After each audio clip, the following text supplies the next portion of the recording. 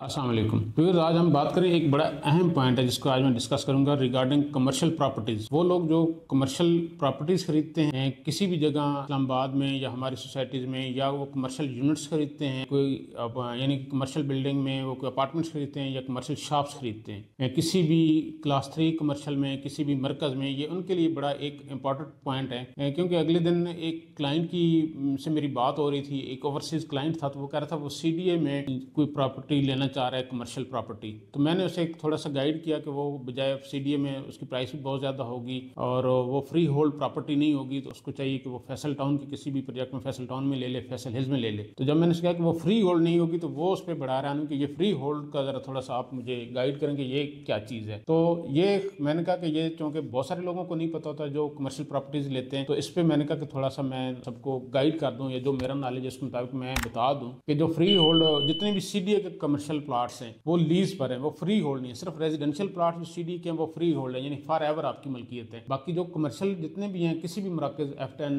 F8 ले लें, F6 ले लें, F7, किसी भी मरकज को उठा के लेंगे जो CDA के अंडर आते हैं, तो वो फ्री होल्ड नहीं, यानी कि वो लीज पर है। वो 33 ईयर 33 साल की लीज है, फिर उसके बाद एक्सटेंडेड है 33 साल, फिर 33 साल, यानी कि 99 ईयर बाद वो फिर लीज खत्म हो जाएगी। जब एक्सटेंड भी होती है तो उसकी एक नई फीस होती है, यानी कि CDA उसकी नई फीस लेके बनाता है, फिर उसको दोबारा लीज को एक्सटेंड करता है। तो उसके बाद वो जब लीज खत्म होती है तो वो प्लाट यानी कि उसकी मलकियत वो फिर दोबारा CDA के पास ओनरशिप चली जाती है। तो वो जिस भाई का भी, जो भी इन्वेस्टर है, जो क्लाइंट है, जो वहाँ प्रॉपर्टी लेता है, तो वो उसकी यानी कि अपनी मलकियत नहीं होती है, वो CDA की मलकियत होती है, वो लीज पर होती है। और जब लीज वो खत्म होती है, बाद का ये जरूरी तो नहीं है ना कि जो आज आप प्रॉपर्टी ले रहे हैं वो अभी कल ही लीज हुई, हो सकता है वो 30 साल पहले 40 साल पहले वो प्लाट लीज हुआ हो, तो अभी उसकी लीज खत्म होने वाली है, या वो तकरीबन हाफ पे चली गई हो या हाफ से भी ऊपर चली गई हो। तो इस पॉइंट को लाजमी जहन में रखा करें कि हमारे जो भी प्रोजेक्ट्स हैं B17 में लेंगे, फैसल टाउन में लेंगे, यहाँ जो भी आप कमर्शियल प्रॉपर्टी लेंगे या रेजिडेंशियल प्रॉपर्टी लेंगे, वो फ्री होल्ड प्रॉपर्टी होगी, यानी वो फॉर एवर आपकी मलकियत होगी। उसके लीज सिस्टम नहीं है। वो जब आपने एक दफ़ा चीज़ बाय कर ली, उस पर आपने बिल्डिंग बनाई, वो आप 10 साल के लिए बना रहे हैं, 50 साल के लिए बना रहे हैं, 100 साल की बना रहे हैं, उसमें यानी कि दोबारा सोसाइटी के आपने कोई पैसे नहीं देने, दोबारा से कोई उसको लीज एक्सटेंड नहीं करवानी, दोबारा से उसकी दोबारा कोई फीसेज नहीं देनी। तो जब भी कोई कमर्शियल प्रॉपर्टी लें, उसमें ये